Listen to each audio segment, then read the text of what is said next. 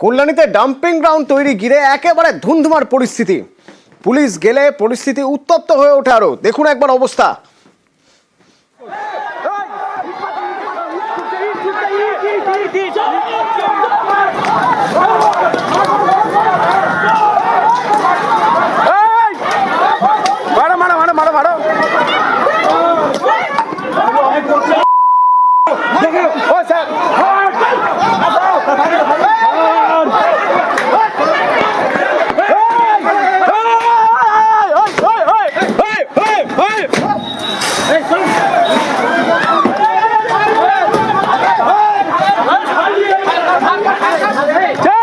পুলিশকে লক্ষ্য করা ইট ছুড়লে পাল্টা লাঠি চালালো পুলিশ এবং কাঁদানে গ্যাসের শেল ফাটালো।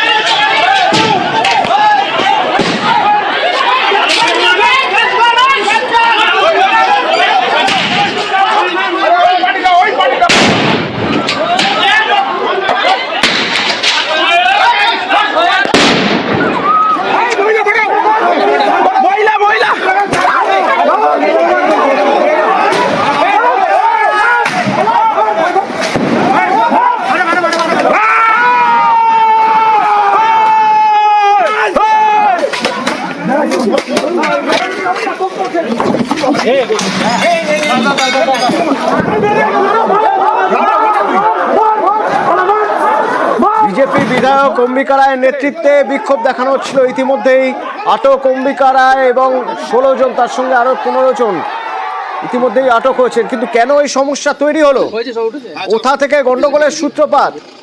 আমার সঙ্গে রঞ্জিত রয়েছেন সরাসরি। রঞ্জিত, এখনো দেখতে পাচ্ছি র্যাব মোতায়েন রয়েছে সেখানে এবং সতর্ক রয়েছেন। পিছনে এলাকা খালি করে দেওয়া হয়েছে, শুধু পুলিশ টহল দিচ্ছে। কিন্তু এই পরিস্থিতি তৈরি হলো কেন, কোথা থেকে গন্ডগোলের সূত্রপাত?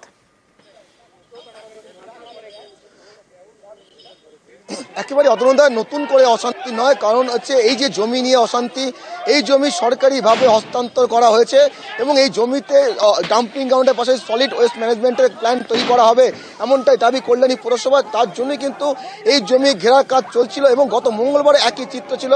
সেখানে বিজেপি বিধায়ক অম্বিকা রায় দাবি করেছিলেন যে জমিতে স্টে অর্ডার রয়েছে কোর্টের, তারপরেও পৌরসভা নির্মাণ কাজে চালাচ্ছে। সেদিনও যেমন অশান্তি এবং কাজ করতে কিন্তু প্রতিদিনই প্রায় কার্যত বাধার সৃষ্টি হচ্ছিল পৌরসভার পক্ষে এবং পুলিশ কিন্তু মোতায়েন ছিল প্রতিদিন। কিন্তু আজ কিন্তু চিত্র একেবারেই আলাদা। সেখানে কিন্তু পুলিশকে লক্ষ্য করে ইট বৃষ্টি, যেখানে বিধায়ক উপস্থিত ছিলেন সেখানে তার সামনে কথাবার্তা চলছিল।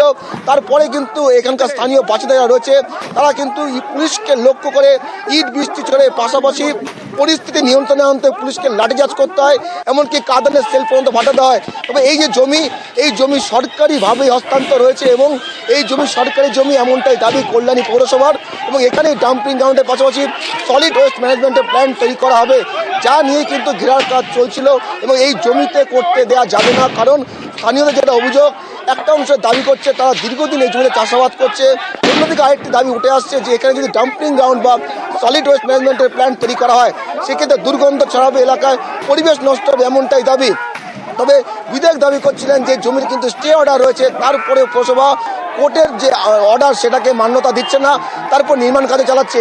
এই নিয়ে কিন্তু কাজে তো অশান্তি সূত্রপাত এবং সেই অশান্তি গত কয়েকদিন ধরে একইভাবে চলছিল। কিন্তু আজ চিত্র একেবারে আলাদা এবং পুলিশকে লক্ষ্য করে ইট বৃষ্টি এবং পুলিশ কিন্তু পরিস্থিতি নিয়ন্ত্রণে আনতে শেষে লাঠিচার্জ করতে হয়, কাঁদানে গ্যাস চলতে। ইতিমধ্যেই বিধায়ক সহ 16 জনকে আটক করেছে কল্যাণী থানার পুলিশ। এই মুহূর্তে বিরাট পুলিশ বাহিনী ঘটনাস্থলে রয়েছে। পরিস্থিতি এই মুহূর্তে নিয়ন্ত্রণে হলেও পুলিশের উপস্থিতিতে কিন্তু কাজ চলছে এবং পৌরসভার পক্ষ থেকে যে কার্যকারী এলাকা, যে নির্মাণ কাজ যেখানে হচ্ছে সেখানে কিন্তু সিসি ক্যামেরা দিয়ে মুড়ে ফেলা হচ্ছে, যাতে নতুন করে যাতে কোনো অশান্তি না বাঁধে, তার জন্য পুলিশ মোতায়েন রয়েছে। অন্যদিকে 16 জনকে ইতিমধ্যে আটক করেছে পুলিশ। এখনো পর্যন্ত পুলিশ এলাকায় কিন্তু টহল দিচ্ছে। ধন্যবাদ।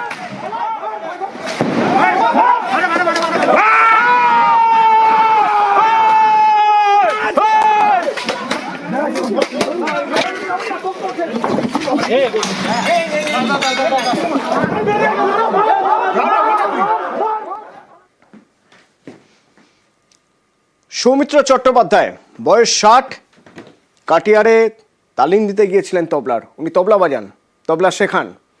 তো কাটিহার থেকে যখন তিনি ফেরার সময় রাতে কাটিহার এক্সপ্রেসে ওঠার আগে পরিবারের সঙ্গে কথা হয়েছিল, তারপর থেকে আর কোনো যোগাযোগ হয়নি। তারপরে এমন অঘটন, বাড়ি আর ফেরা হলো না। কিন্তু সে অঘটন যে কি তাও পুরোপুরি রহস্যে মোড়া। মিলল তার দেহ মিলল বিশেষভাবে সক্ষমদের জন্য যে কামরা, সেই কামরা থেকে, কামরার বাংকার থেকে তার দেহ মিলল।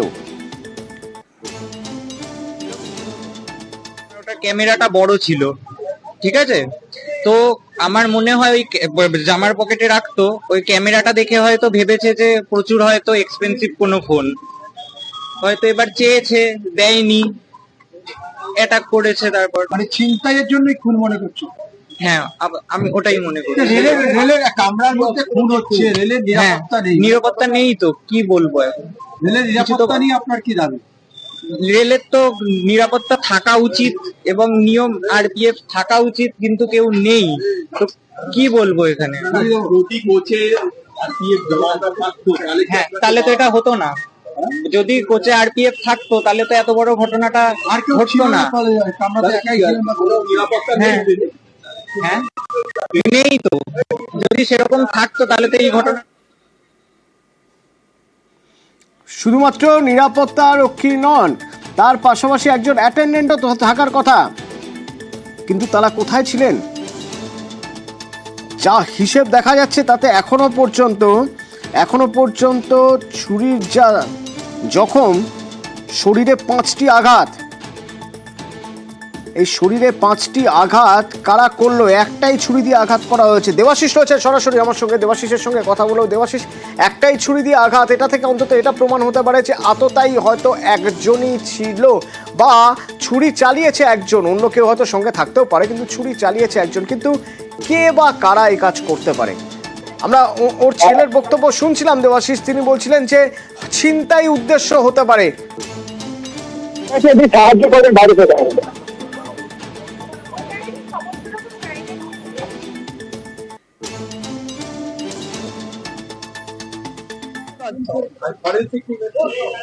এরা অলরেডি ফরেনসিক টিম করিয়েছেন, ফিঙ্গারপ্রিন্টও করিয়েছেন। মনে হচ্ছে কি কারণে খুন বা কিছু বোঝা যাচ্ছে? তদন্তের সবে শুরু, তদন্ত করতে দিন, নিশ্চয়ই সবটা জানা যাবে। তদন্ত করতে দিন, জিআরপি খুব ভালোই তদন্ত করছে, তদন্ত তাদের এগিয়ে নিয়ে যেতে দিন, আপনারা নিশ্চয়ই জানতে পারবেন কেন। তদন্ত করতে দিন, তবে তো বলতে পারা যাবে যে কি হয়েছিল। তদন্ত করতে দিন, তদন্ত করতে দিন। প্রতিবন্ধী ছিল, বাংকারে কি করে বডি পাওয়া গেল? তদন্ত করতে তো দেবেন, তবে তো বলবো। শুরুতে এসেই যদি এত প্রশ্ন করেন কি করে উত্তর দেব? ম্যাডাম, আপনি আপনাদের তরফ থেকে কি কি ব্যবস্থা নিচ্ছেন? একটু রেলের তরফ থেকে কি কি তদন্ত চলছে, কার কার সাহায্য নিচ্ছেন, একটু ছোট্ট করে বলে দিন। তদন্ত একেবারে শুরু হয়েছে, আমরা তদন্ত করছি। আমরা ম্যাডাম বলে দিয়েছেন ছিল এখন সবাই তদন্ত শুরু হয়েছে, আমি এই মুহূর্তে কিছু বলতে পারবো না।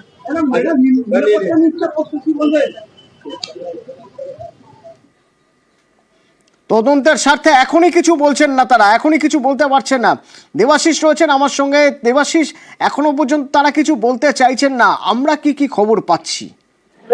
অবশ্যই এই মুহূর্তে কিন্তু আমরা বারবার করে জানতে চাইছিলাম তদন্ত তাদের পরিষ্কার জানিয়েছেন তারা তদন্ত শুরু করেছে, তিনি কিন্তু পরিষ্কার জানিয়েছেন তারা তদন্ত শুরু করেছে, তবে এখনো পর্যন্ত সিআইডির হাতে হস্তান্তর যে পুরো মামলা তা কিন্তু এখনো অর্ডার আসেনি। কিন্তু তারা জিআরপির যে এখনো পর্যন্ত যে তদন্ত প্রক্রিয়া তাতে সিআইডি যথেষ্ট খুশি এবং তারা মনে করছে খুব দ্রুত এই দেখা যাক, আমাদের নজর থাকবে। আবির রয়েছেন আমার সঙ্গে। আবির, এই ইতিমধ্যে জিআরপি কে সাহায্য করার জন্য সিআইডি রয়েছে, ডিআইজি সিআইডি স্পেশাল, তিনি হাওড়া জিআরপিতে গিয়েছেন, সিআইডি সাহায্য করবে। রেলের তরফে যা যা ডকুমেন্টস, যা যা যেখানে পাওয়া যায় তা তুলে দেবে। সেক্ষেত্রে ক্লোজ সার্কিট ক্যামেরার ফুটেজ অত্যন্ত গুরুত্বপূর্ণ হতে পারে। কোন কোন ডিভিশন একসঙ্গে কাজ করবে, লিয়াজও রেখে কাজ করবে বলে আমরা জানতে পারছি আবির? দেখো, হাওড়া ডিভিশন, কাটিহার ডিভিশন এবং একই সঙ্গে হচ্ছে যে মালদা ডিভিশন, তারা তিনজন মিলে একসঙ্গে কাজ করার সিদ্ধান্ত নিয়েছে। ইতিমধ্যে 11টি স্টেশনে যে সিসিটিভি ফুটেজ তা সংগ্রহ করার কাজও শুরু হয়েছে। কমার্শিয়াল বিভাগ এবং হচ্ছে আরপিএফ এর যারা আধিকারিকরা রয়েছেন তারা নিজেদের মধ্যে বৈঠকও করেছেন। ওই কামরাতে বিভিন্ন স্টেশনগুলোতে কারা ওঠানামা করেছিলেন তার একটা ডেটাবেস তারা তৈরি করছেন। এছাড়া হচ্ছে ওই কামরাতে কোনো ধরনের ঘটনা ঘটলে যারা সে সময় ছিলেন তাদের যে পরিচয় জানানোর চেষ্টার কাজ ইতিমধ্যে শুরু করা হয়েছে। যে জায়গাটির কথা মূলত সন্দেহ করা হচ্ছে পুলিশের তরফ থেকে, কাটিহার এবং মালদার মাঝের যে জায়গা, এই জায়গাতে বিভিন্ন সময় প্রচুর এই ধরনের ঘটনার খবর এর আগেও অভিযোগ আকারে এসেছে। ফলে এই জায়গাতে রেল পুলিশের তরফ থেকেও যারা কমার্শিয়াল বিভাগের কর্মীরা রয়েছেন, রেলের যারা কর্মীরা রয়েছেন, তাদেরকে এই বিষয়ে বারবার ধরে জিজ্ঞাসাবাদ হয়েছে। আজকেই আমরা দেখেছি যে সিআইডির আধিকারিকরা তারা গিয়ে পৌঁছেছিলেন হাওড়া স্টেশনের যে রেল অফিস রয়েছে সেখানে, এবং হাওড়া ডিভিশনের যারা রেল পুলিশের যারা কর্মীরা রয়েছেন তারাও তাদের সঙ্গে কথা বলেছেন। কমার্শিয়াল বিভাগের কর্মীদের সঙ্গে তারা কথা বলছে।